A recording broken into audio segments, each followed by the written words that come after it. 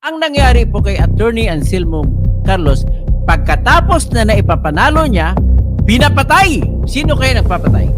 Ha? Inambos siya. Kasama ang driver niya. Ito ang Istorya Pinas. Oh my God! Grabe to. Tag-iisang abogado ng mga farmers sa Diumanong pinagtayuan ng illegal na pogo sa Porac, Pampanga. Pinaambos Diumano ang buhay ni Attorney Anselmo Carlo nitong si Roberto Cruz sa kagustuhan makuha ang mga lupa ng mga farmers sa Porac, Pampanga. Isiniwalat pa nga ni Toto Kausing na magkakaibigan Diumano itong si Lito Lapid at Roberto Cruz dahil tinulungan itong si Lito Lapid na makuha ang lupa sa Porac at makonvert from agricultural to non-agricultural. Bilang pasasalamat di umano ay binigyan ng 10 hektaryang lupa si Lito Lapid, kaya may tax declaration na lumitaw at nakapangalan sa mag-asawang Lapid. Dagdag pa dito, humarap ang isang farmer na miyembro ng Porac 106 case noong nakaraang hearing sa Senado. Ayon sa magsasakang sigalang, itong si Attorney Anselmo Carlos ang tumulong para mabawi ang mahigit 10 taon nilang pinaglalaban na lupa. Si Attorney Carlos na raw ang nagpapalakad ng dahil noon ay wala silang kalaban-laban ni Roberto Cruz. Pagkakakilanlan nito na mayaman nitong si Roberto Cruz. Ngunit lubos na nawala ng pag-asa ang mga farmers nang mabalitaang naambus si Attorney Anselmo Carlos kasama ang driver nito. Ayon pa sa mga nakasaksi, nakarinig di umano sila ng gunshot sa harap ng San Vicente Chapel. Doon natagpo ang puno ng tama ng baril ang katawan at ulo ni Attorney Carlos kasama ang kanyang driver. Ayon pa sa pulis na nag-iimbestiga, nagmula pa sa hearing ang attorney at papauwi na sana, ngunit may 3 sakay ng isang motor na kumatok pa di umano bago pinaulanan ng bala ang dalawang walang kamuwang-muwang sa pangyayari. Talamak na talaga ang patayan sa ating bansa. Mga mayayaman at gahaman sa kapangyarihan lang ang naghari-harian sa ating bansa. Wala na bang katapusan ang lahat ng ito? Kaya panoorin natin ang video. Ipapakita natin ngayon yung koneksyon ni na Jing Capil, Lito Lapid, si Roberto Pert Cruz na siyang may-ari ng Royal Grand Palazzo na kung saan makikita yung 10 hectares na pogo. Okay. Ipakita rin natin na ang mayor ng Angeles City ay nangungulikta ng 1 milyon kada buwan diyan sa pogo sa Angeles.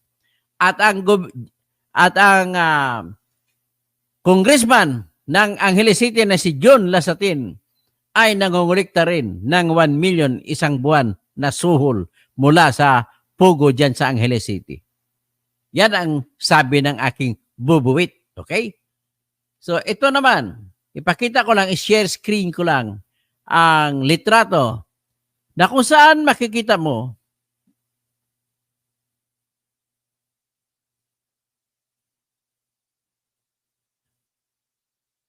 sandali lang.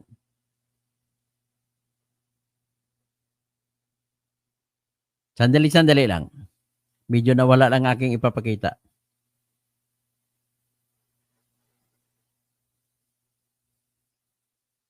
Itatype ko lang, sandali lang. Makikita nyo sa litrato habang hinahanap ko ay yung ribbon cutting.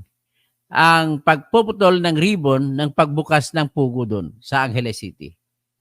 At makikita mo dyan, ang nag-ribbon cut, ang nagpumutol ng kanilang ribbon para buksan ay walang iba kundi si Cassandra Leong. Si Cassandra Leong po, siya po ang kapartner o kasama ni Alice Go. Ang nagpapatakbo ng Bamban na Pugo ay si Alice Go. Ang nagpapatakbo ng Porac ay itong si Cassandra Leong. Okay, ito po ang kanyang litrato.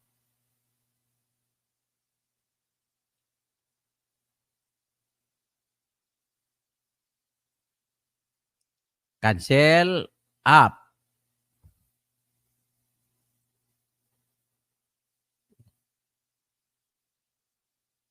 Okay. So, tandaan niyo mukha na yan. Yan po sa gitna si Cassandra Leong. Ang lalaki sa kanan, iyan po si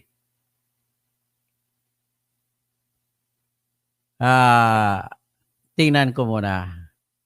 Ang lalaki sa kanan, nasa gitna ay si Cassandra Leong. Ang lalaki sa kanan ay si Major Guevara. Pulis. Si Major Guevara ang sumita sa NBI nang ni-raid ng NBI ang Fontana. At bakit siya manita? So anyway, ang sa kaliwa, yan yung babae na asawa ni Major Guevara na isang opisyal ng Bureau of Immigration. Ano ang meron dyan sa kay Major Guevara? Si Major Guevara ang number 1 protector dyan ni Cassandra Leong at saka siyempre ni Alice Go. Pagkatapos, ito naman ang asawa niya na Bureau of Immigration Officer ay siya yung in charge sa pagpapasok ng lahat ng Chinese na mga banyaga na nagtatrabaho sa Bamban at Purak Pugo. So, tingnan nyo yan ang mukha ng babaeng yan, kanyang asawa.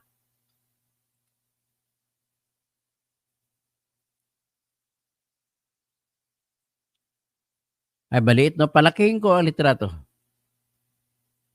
Ayan. Malaki lang litrato. So, si babaeng mataba, yan po ang guilty sa pagpapasok ng mga Chinese na ginagamit sa Pugo, sa Purak at Bamban. Ito naman kanan, itong kanyang husband na si Major Guevara. Ito yan po ay talagang protector din nila. Ang sa gitna ay bata pa na si Cassandra Leong. So, ibig sabihin, makikita mo ang connection sa kanila. So ngayon, titingnan naman natin ang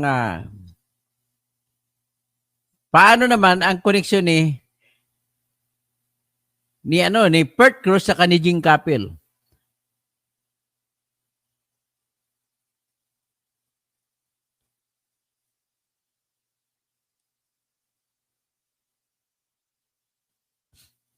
Dali lang. Yan pala, ito yung ribbon cutting ceremony ng pangpugo dyan sa Angeles City na kinat ang ribbon ni Cassandra Leong na siya nagpapatakbo sa Purak Pugo. So, katabi niya na matabang babae, yan po ang administrator ni Mayor Lasatin. Ang sa kaliwa, hindi ko alamin ko kung sino yung babaeng yan.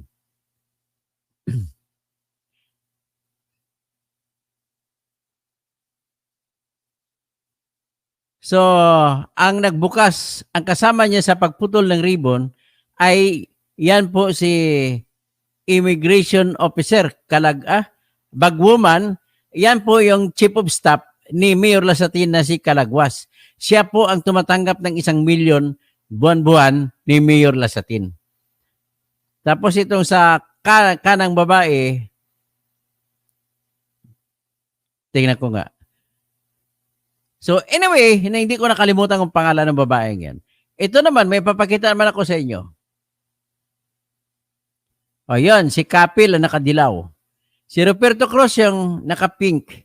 At ang mga guhit-guhit, si Mayor Lasatin. So, ito naman sila nag-usap, doon sila, ang sabi sa akin, ito ay doon sa Angeles City. Pero nakita ko, ang background parang sa Purak Napuntahan ko kasi itong lugar nito So anyway, yan po ang katibayan na si Roberto Cruz at Jing Capil ay magka-BFF. So ano ang kahalagahan yan sa kwentong ito? Sinabi ko nung araw sa unang mga vlogs ko na si Roberto Cruz ang lumalabas nagpakilala na may-ari ng 106.4 hectares. At siya nag-apply noong 2001 at inaprobaan 2003 nag-apply na i-convert ang mga lupa mula sa agrikultura o sakahan patungo sa bahayan o pabahay, patungo sa komersyal at saka pangturismo na lupa. Ngayon, naaprubahan yan at nagpetisyon ang mga farmers at inaprubahan naman ng Department of Agrarian Reform Central Office ang pag-revoke at ang natira, sabi ng Department of Agrarian Reform Central Office, ang natira na lupa na hindi na develop ay yun ay bibigay sa mga farmers. So nagkinwenta mahigit 50 hectares, 550 hectares ang mga natira. So ang 50 hectares kasi, ang 60 hectares kasi ginawa niyang golf course na kung saan si Lito Lapid nag-golf lagi. Tapos may hotel dyan. Pagkatapos may mga bahayan. sa mga bahay, mga magagarang bahay. Kung makita mo yung bahay sa likod nila, panggagara, pang mansion, pang Roman Empire. So, ngayon, yung natirang 50 hektaryas, doon sa 10 hektarya noon, doon tinayo yung Pugo.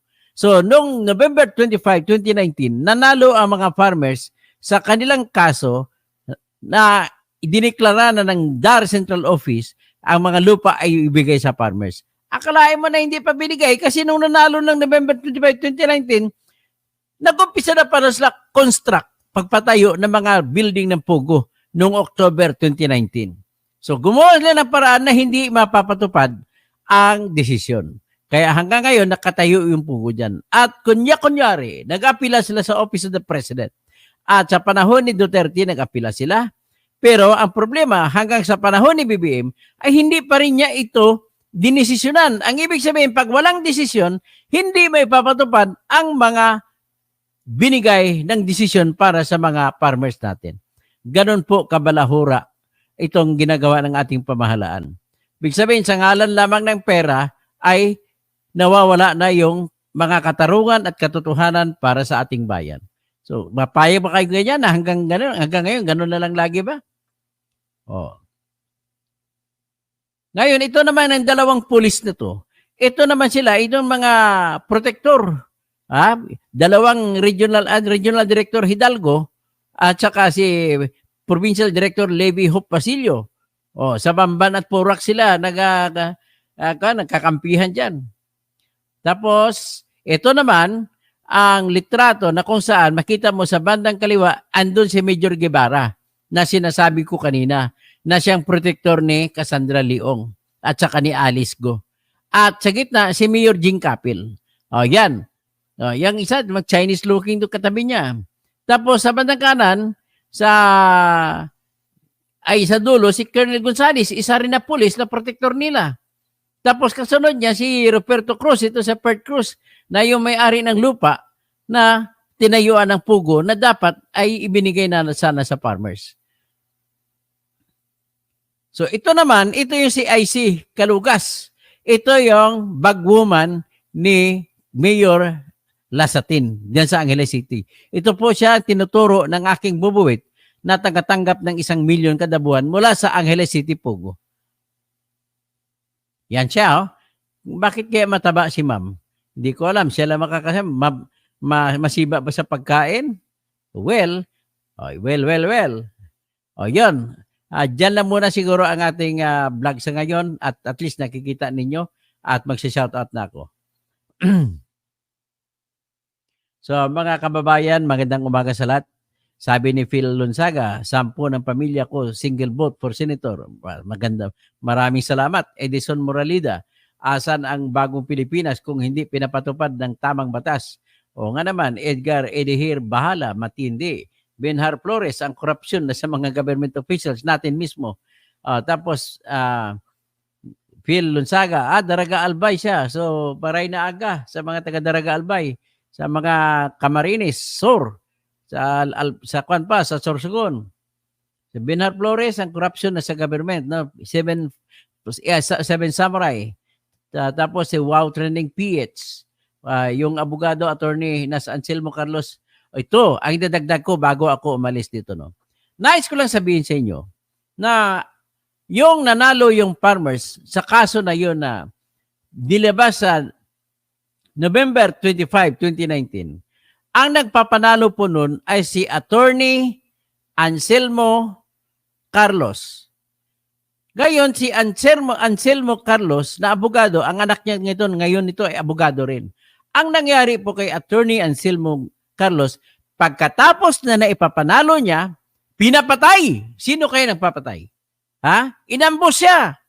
Kasama ang driver niya. Hanapin natin ang ambos. Para makita ninyo.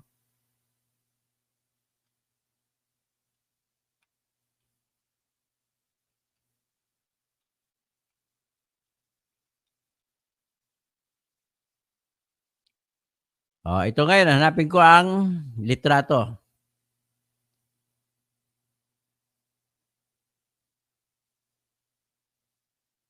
Ipapakita ko sa inyo yung litrato ng pag-ambos kay attorney attorney, kawawa naman ang kapanyero ko.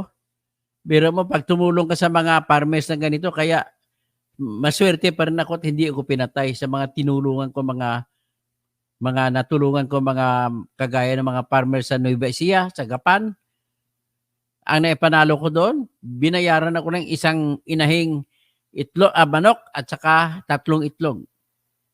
Yun ang nasilbing panalo ko.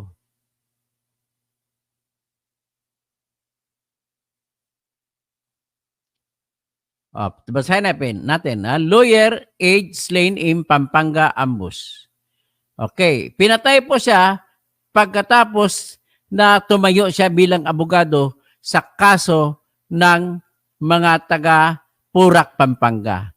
Pinatay siya noong January 28, 2020. Hindi, Tuesday. Ano bang Tuesday? Checking ko ang Tuesday. Kasi ang balita, lumabas ng January 28. So, tignan ko kung anong petsa yung Tuesday na sinasabi. 2020. Sa January 28, Tuesday, January 28 din. Sa January 28, pinatay si Attorney Anselmo Carlos. Basahin natin ang balita. A lawyer who lost in the last polls. Ibig sabihin, tumakbo siya noon ng politika sa Florida Blanca. Talo siya. Pero bilang abogado, nangangabogado pa rin siya para sa mga magsasaka ng purak. So, nanalo siya. Pagkatapos niya panalo, binaril siya.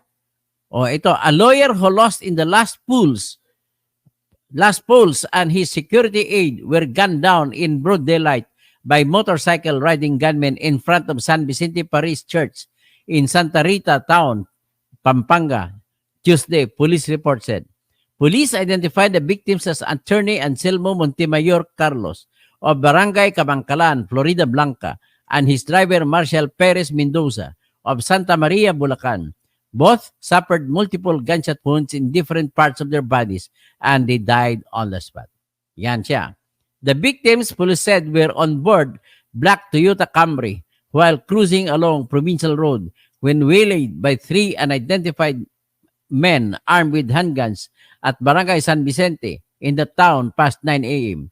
According to witnesses, one of the suspects was wearing a red shirt and sporting gray ball cap, while the 2 others were wearing black and blue shirts. The gun-wielding suspects, police said, fled on board a Honda Wave motorcycle without license plates. Scene of the crime of investigators found spent pieces of spent shells for caliber .45 at the scene of the incident. So, Police Colonel Jen Pajardo, director of the Pampanga Provincial Police Office, ordered an investigation into the incident. No stone must be left unturned. Pero ando na si Jen Pajardo sa Kamkrami, siya ng spokesman ng PNP, wala rin nangyari. Anong klase ito? So, umiyak ang IBP Pampanga. So, kinundina nila. IBP Pampanga condemns. Alam mo to. Condemns the slaying. In a statement, the Integrated Bar of the Philippines Pampanga chapter condemned the violent death of Carlos. Sana ba ako? Matindi ito mga advertisement na to ah.